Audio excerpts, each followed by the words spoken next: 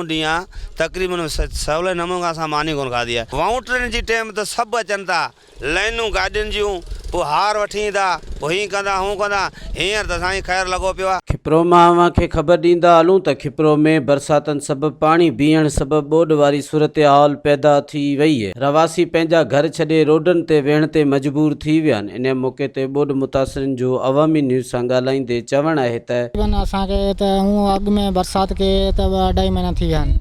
हींअर जेको 3-4 ॾींहं जेको बरसाति लगातार पियल सबबु माण्हू वीचारा परेशान वेठा आहिनि। हिन दौरान तव्हां ॾिसी रहिया आहियो जेके बि ग़रीब राति जो मच्छरनि सां तंग, ॾींहं जो बरसाति, राति जो बरसाति, न मच्छरदानी आहे, न पाणी पीअण जी सहूलियत आहे। ग़रीब आवाम बेरोज़गार वेठी आहे हिते, तव्हां ॾिसी रहिया आहियो। इन हवाले सां असीं साम्हूं बीठा आहियूं तव्हांजे। पाणी हीउ ॾिसी पियो चेल खां मथे आहे, चेल खां हेठि कोन, सम्झी वियो।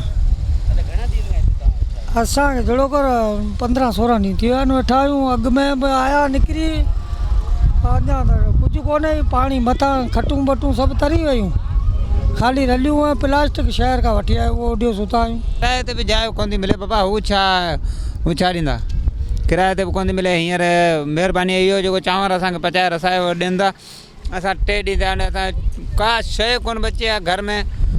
उहो बि भौजी फौजी वीचारा रसाए था वञनि, जेको रसाइण रहो महिरबानी उन्हनि जी आहे। ऐं अॼु तक़रीबन में अॻे जिमे खां बरसाति शुरू थी आहे, कल्ह जिमो गुज़रियो 8, अॼु 9-10 ॾींहं तक़रीबन सवले नमूने खां असां मानी कोन खाधी आहे। जेकर सुबुह जो माना फ्री 4 बजे ताईं मानी असांखे जेको सवली कोन मिली आहे। जेको हो को अधु मण कणिक या ॿियो घरनि में ॿुॾी तबाह थी वियो। हाणे न को मददगार असांजो फ़िलहालु तो केरु कोन्हे। वाउंटरनि जी टाइम त सभु अचनि था, लाइनूं गाॾियुनि जूं, पोइ हार वठी ईंदा, पोइ हीअं कंदा हूअं कंदा।